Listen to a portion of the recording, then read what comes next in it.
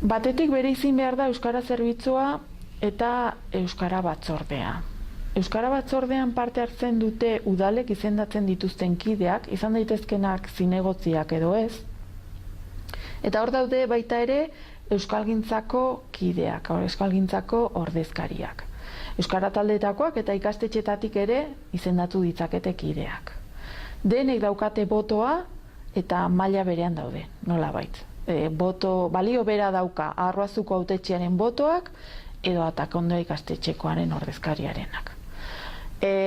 Euskara Batzordearen funtzioa pixka bat da onartzea egingo den plangintza, eta gero funtzio importante bat da dirulaguntzen kontrolarena.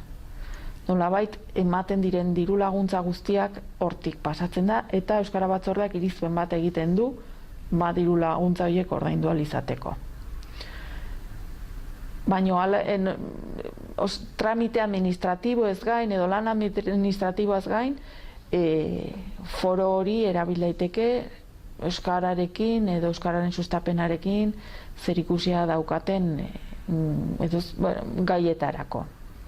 Bestetik dago Euskara Zerbitzua, 3 euskara teknikarik osatua. Hori da zerbitzu teknikoa eta da Sakanako mankomunitateak eskaintzen duen beste zerbitzuetako bat.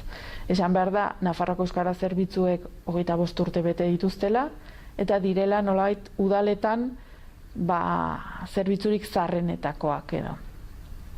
Lan egiten dute sarean, Nafarroako Euskara Zerbitzuek, eta kanpaina gehienak batera egiten dituzte. Sakanako mankomunitateak urtero plangintza onartzen du, eta gero urte bukaeran egiten du memoria. 3 arlo nagusi ditu Euskara Zerbitzuak. Batetik sustapenarena, eta hor antolatzen dira jarduera ezberdinak atal ezberdinetan Euskara sustatzeko. Hor dago planifikazio lana, nolait esateko.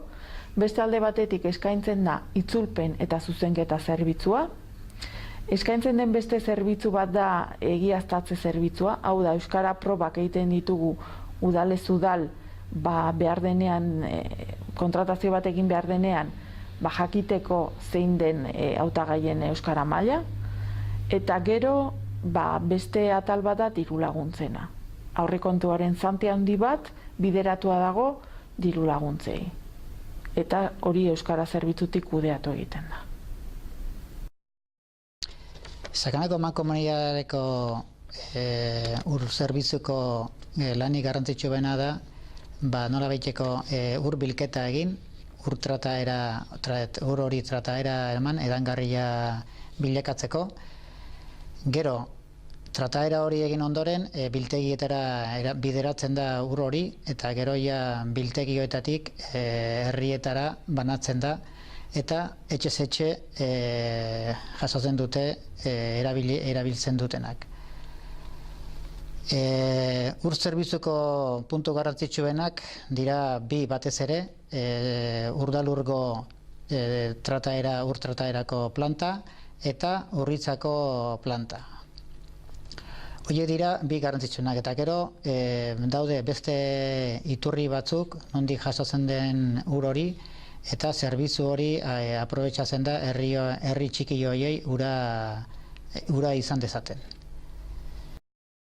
Guk lan egiten dugu Zaborren zerbitzuan, eta bagara zitzaileak pixkat sistema aldatu zenean eta tezatekoa jarri zenean Sakanan, zinen lanean jendeari sistema berria azaltzeko eta sistema berriaren jarraipen bat egiteko.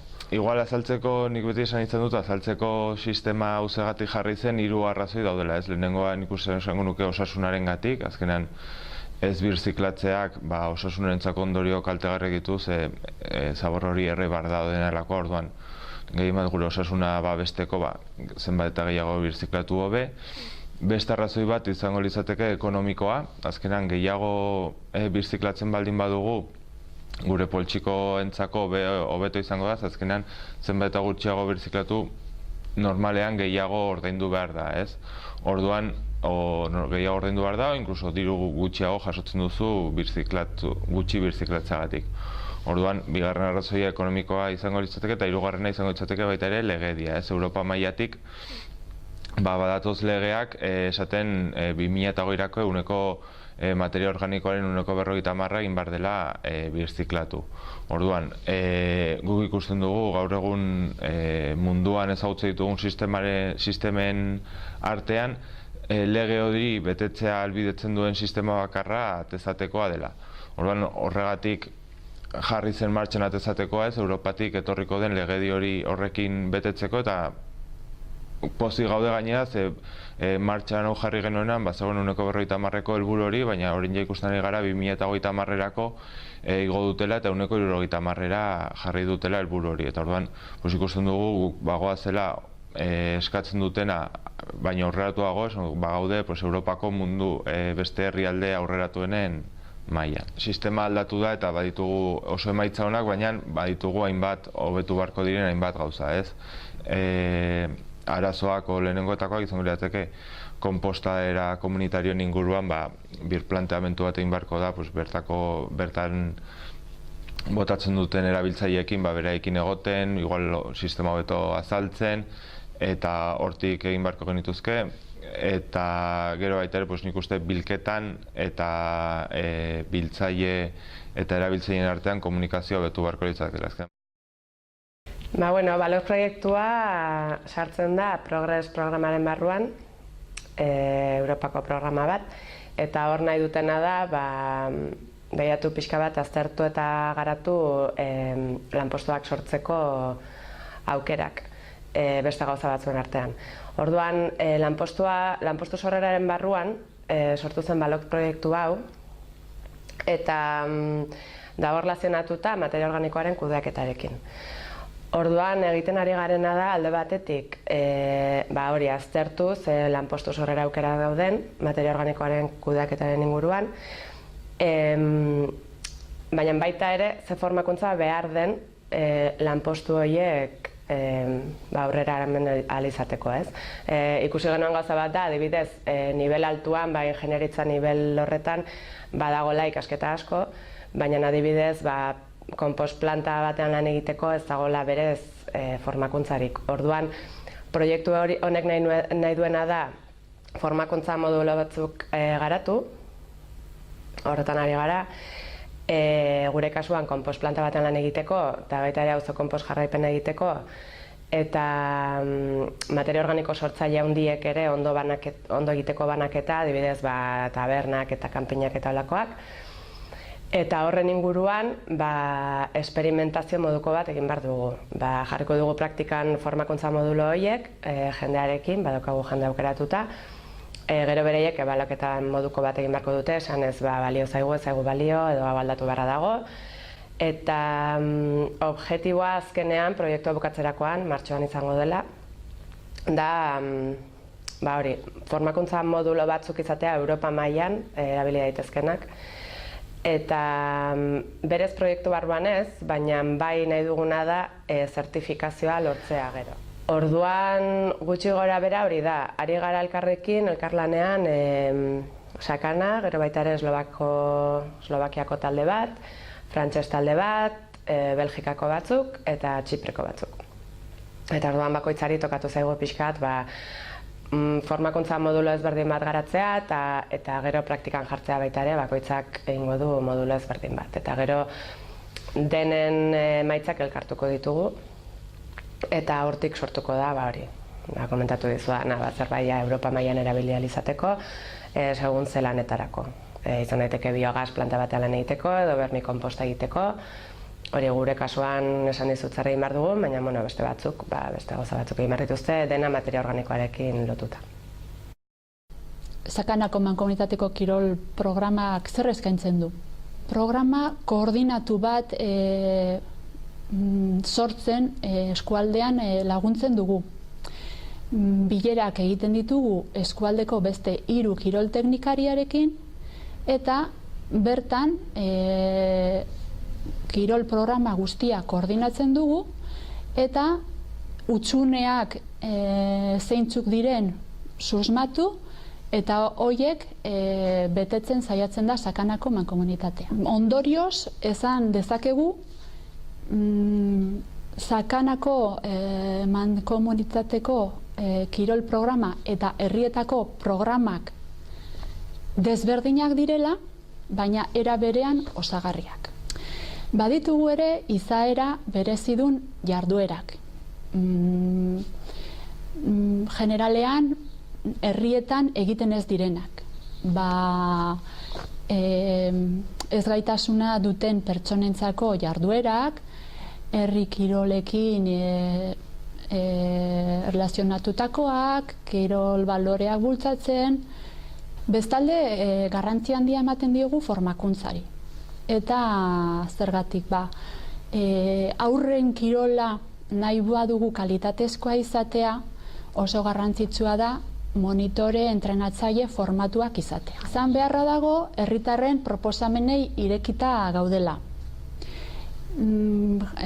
Kalitatezko kudeaketa sistema baten barruan, proposamenak eta kesak jasotzen ditugu, eta horrei irtera eman ere bai. Badugu ere, aholkularitza zerbitzua herriei eskainita, kirol teknikaririk ez daukaten herriek laguntza eta aholkua eskaintzen diegu beraien jarduerak antolatzerakoan edo Nafar gobernuarekin egin behar dituzten izapideak edo tramiteak egiteko.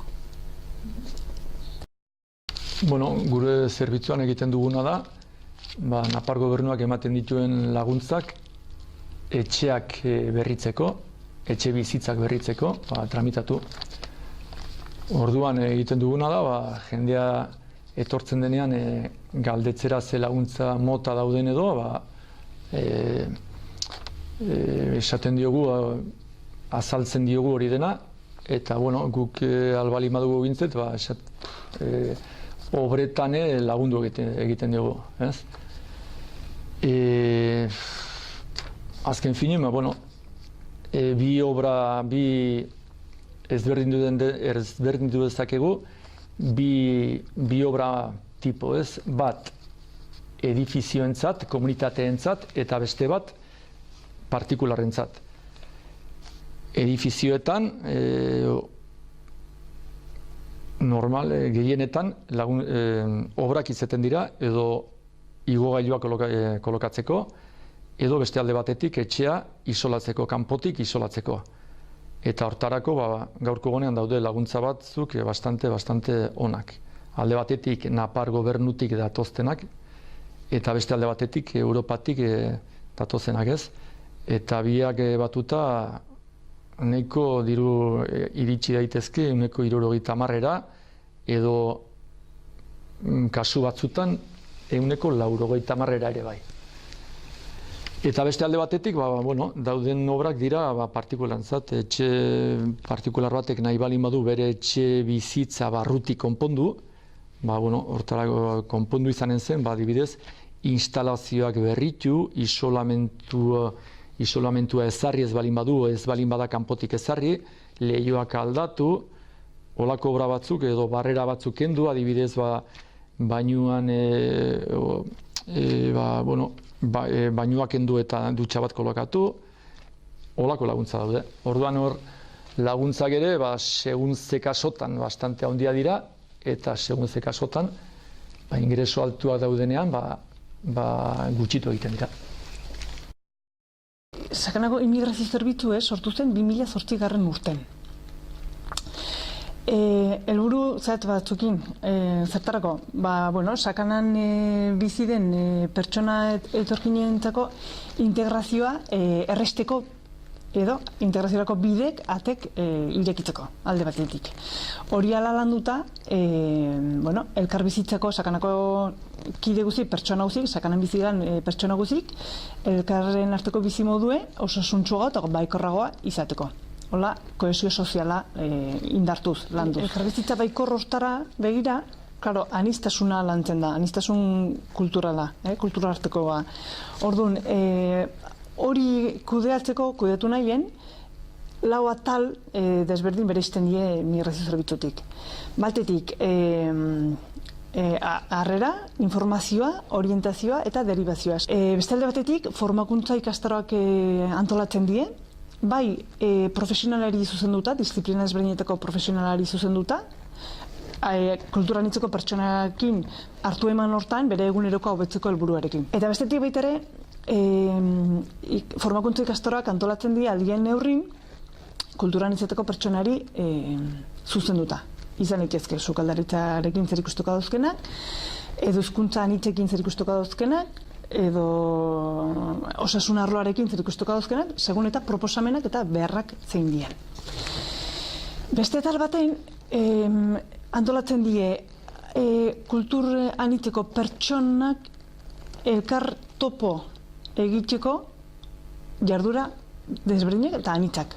Bai lan egiten dugula bitartekotza zerbitzu bat kudeatzen, Magreb aldetik, gehien bat sakanan, Marruekos aldetik etorritako jendea eta bertako jendeak elkar uler dezagun. Hor zailtasun nabarmen badagoelako, bai hizkuntza aldetik, nola, kulturaldetik. Hortarako ezinbestekoa da, sakanan dagoan gizarteragile guzikin, profesional desberdinekin, udaletxekin, udal ordezkariekin, eragile guzikin koordinatzea. Urteroko plangintzan egiten dien jardurak diela herritarrak proposatzen dituenak, ez zerbitutik proposatzen dituenak, baizik eta jendearen parte hartzea bultatu nahi delako eta proposamenak kontutan hartzen direlako alden neurrin egiten die, ezta? Helburu hori behi da eta aukera ekonomikoari behi da, aurrekontu hori behi da. Eta horrek ikartzen duelako aldi berein parte hartze aktiboaren indartzea bat. Zergatik egiten da edo zergatik inplantatzen da kalitate sistema bat? Inplantatu zen hemen mankomunitatean zerbitzuak hobetzeko, ez? Edo zerbitzuak hobetzen saiatzeko, ez? Behintzat asmoa hori da kalitate sistemarekin, ez? Kalitate sistema bat inplantatu eukitzeak laguntzen digu dena dokumentatua izatea, kontrola handiagoa daukagu zerbitzuena, esaterako adierazleak ditugu neurtzeko zerbitzu bakoitzean, orduan adierazle horiek laguntzen digute zerbitzua neurtzen, helburuak finkatzen dira eta laguntzen digute zerbitzuak neurtzen. Eta horren ondorioz, saiatzen gara helburu horiek betetzen eta ahalegina egiten balik eta hobekien zerbitzua bideratzeko. Sakanako biztanleei urtero inkesak egiten zaizkie telefonoz, kanpoko enpresa batek egiten dizkie inkestak, eta galdetzen zaie kontentu dauden edo ez, zer hobetuko zuten. Orduan langileei bai urtero inkestak egiten zaizkie jakiteko lanean gustora dauden, zer falta duten, zer hobetu alden, eta pixka bat ere erantzun horiekin, emaitza horiekin saiatzen gara ere bai zerbitzuak hobetzen. Kexak eta reklamazioak ere erregistratu egiten dira, bai herritarrenak edo langileenak eta jarraipena egiten zaie. Jakiteko, norbaitek kexa bat jaso badu norbaiten kexa, jakiteko erantzunea eman zaion edo ez, zer egin behar den hori hobetzeko. Mankomunitatea entitate publiko bezala, beste igual enpresa pribatu batzuen ondoan gu ez gaude derrigortutak horrelako kalitate sistema izatera. Dena borondatez egiten ari gara, eta gure helburua honekin da azkenean da, hori ez, zerbitzuak eskaintzeko gaude hemen herritarrei eta nahi duguna honekin da, ahalik eta zerbitzuen hobekien ematea herritarrei. Eta kalitate sistema honek laguntzen gaitu.